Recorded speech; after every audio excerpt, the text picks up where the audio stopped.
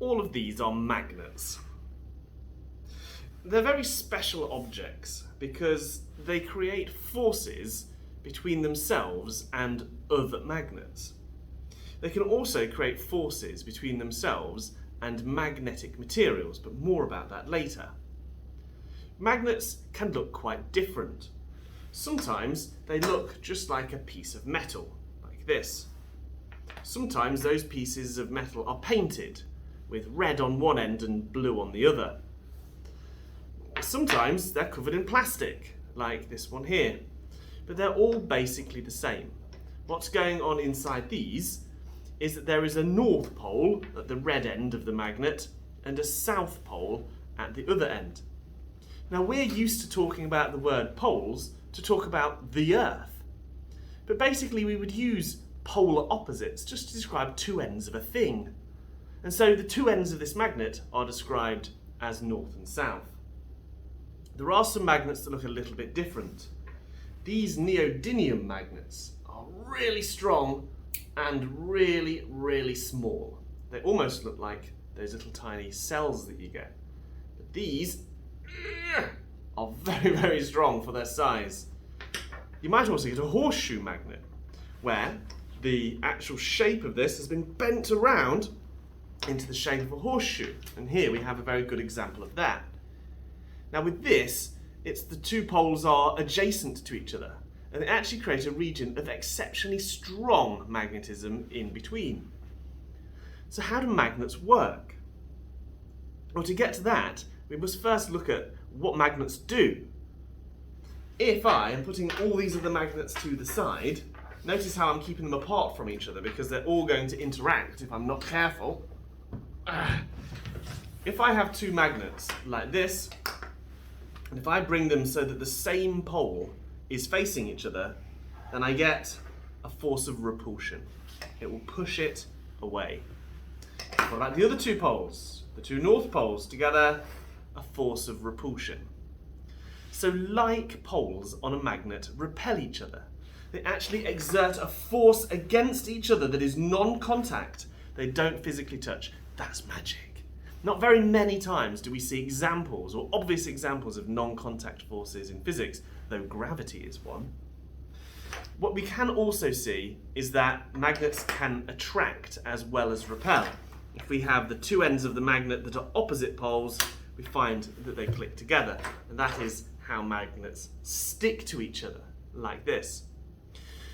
For you to get both attraction and repulsion, you have to be a permanent magnet like this. If I was to bring in some other material, we might see some different behaviour. I have three magnetic materials here: cobalt and nickel, and I've got some iron filings in this little pepper shaker. Look at what happens when we bring them close to a magnet.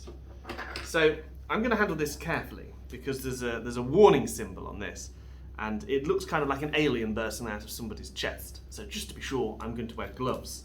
But what we should see is that these are attracted to the magnet. Come in closer and have a look. Let's get the cobalt out. Ooh yeah. And I wonder whether or not I can attract it. It won't attract. There we go. Attract it to the end of the neodymium magnet. That is really quite a strong attraction.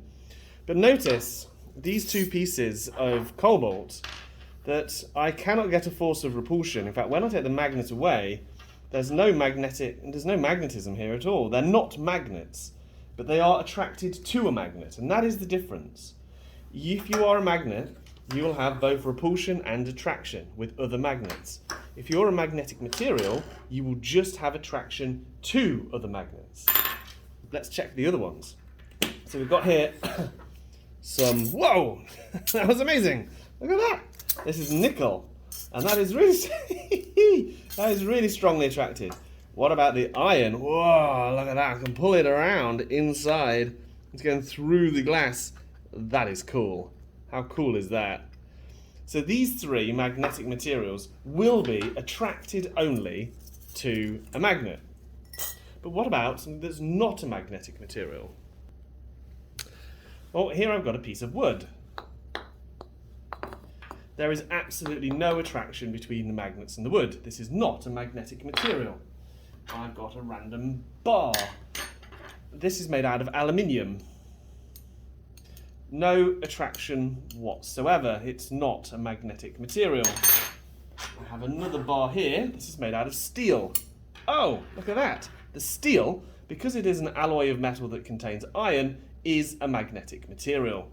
Now, if you are a magnetic material, you might be able to display some interesting behaviour. You might be able to have induced magnetism work in you, that though you are not a magnet, whilst you are attached to a magnet, you might find that some of the magnetic properties extend to you. A good example is this. These paper clips are not magnets, but you can induce magnetism within them as so. So I can just get 3 that they have become induced magnets just whilst in contact with this strong magnet. It's important to remember that this is only an attractive force and that this is basically only going to happen if you are a magnetic material. Magnets come in different sizes. Did you know that the whole world is a magnet? And as such, magnets close to planet Earth experience forces of attraction and repulsion with Earth's magnetic field. To explain, in the same way that these two magnets can have the effect of causing rotations, I can rotate these magnets by having one of these magnets interact with another. If I leave a magnet just by itself and give it the freedom to rotate, it will align itself with the magnetism of planet Earth. So I have here a very small magnet, and I'm going to place it so that it can freely rotate. And what it's going to do is it's going to align itself with the magnetism of the Earth. This is a compass, and compasses work because they're magnets. You might use compasses in navigation, and because they're magnets, it's really important to remember not to bring compasses together because they will interfere with each other. If I take a magnet near a compass, I will actually get the compass needle to rotate. And you can see that this is having an effect from quite a long distance. They're both doing it. This turning effect that a compass needle will do when in the presence of a magnetic field is something that we can use to help understand what a magnetic field is. You see, around this magnet here, there is an area of influence, a place where other magnets will feel an attractive force or a repulsive force, and magnetic materials will be attracted. Inside that magnetic field, you will feel a force from this magnet. So let's have a look what that looks like. To understand what the magnetic field is like around a magnet like this, I need to place it on some graph paper. What I'm going to do, I'm going to draw around the magnet like this. Here we go. And I'm just going to, the red end is normally the end that is described as north, and the blue end we're going to describe as south.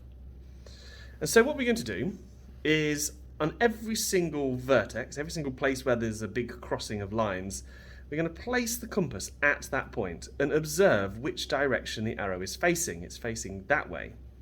So we're going to roughly replace the compass with an arrow at that point and then move the compass to a new point.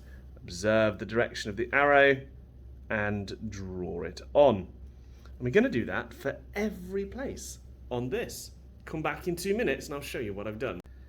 Isn't this amazing? The plotting compass has revealed the shape and direction of this magnetic field. What can be easily seen is from the direction of these compass arrows that the magnetic field seems to be heading away from the north pole of this magnet, and it seems to be heading towards the south pole, but that it is forming a looping pattern. To make that looping pattern easier to see, I've photocopied this. So here we can see it again. And if I was to trace this I would be able to draw lines through all of these arrows, and you can see that I am creating a pattern like this, and it's symmetrical, top and bottom.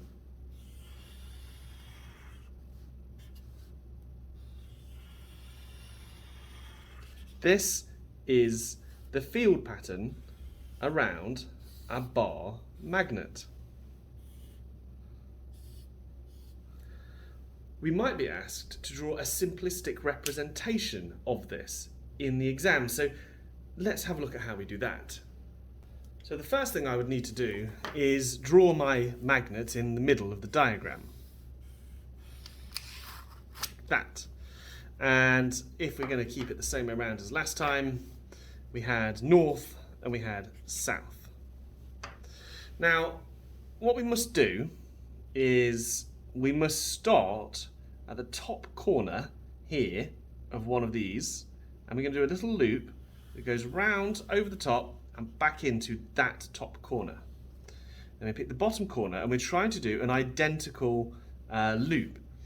For symmetry, it's probably best if you get your head straight over the top, otherwise you're going to get a distorted perspective like I have right now.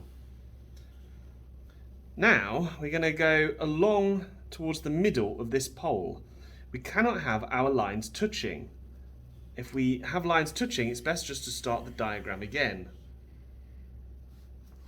So here we go, another, and we're going to try to put on this diagram about 6 of these lines. These lines are called field lines because they show what the magnetic field is doing. So be careful, don't let them touch. It's best to just abandon the line rather than force it all the way. You can start it slightly further out like this. That is perfectly acceptable. So that is the right shape. The small field lines coming off the top and the bottom, we don't need those. But what we do need is to indicate the direction of the field. And that comes with a single arrow on each of these field lines, and they always point towards the south. A field line diagram like this tells us 3 things. First of all, it tells us about the shape of the magnetic field around this magnet. It also tells us about the strength. Where the lines are far apart, the magnetic field is quite weak. And where they're all close together, like the poles, the magnetic field is very strong. Finally, through the arrows, we can see the direction of the field. Now this matches our observation, because we know that we see all of those amazing effects of magnetism when the 2 poles get close together, the places where the magnetic field is strongest. You may have noticed a slight contradiction here, because what we're saying is that the compass needle points towards the south pole of the magnet. Yet we know that what a compass does is it points north. Well, that's because the Earth's magnetic field is subject to change. Depending on what's going on inside the core of the Earth, sometimes the magnetic pole that's at the top of the Earth is the north magnetic pole, and sometimes it's the south magnetic pole. And even though the world does not physically flip upside down, the magnetism does. At present, we have a south magnetic pole at the north pole. So our compass needle does point at a south magnetic pole. It's just presently up there.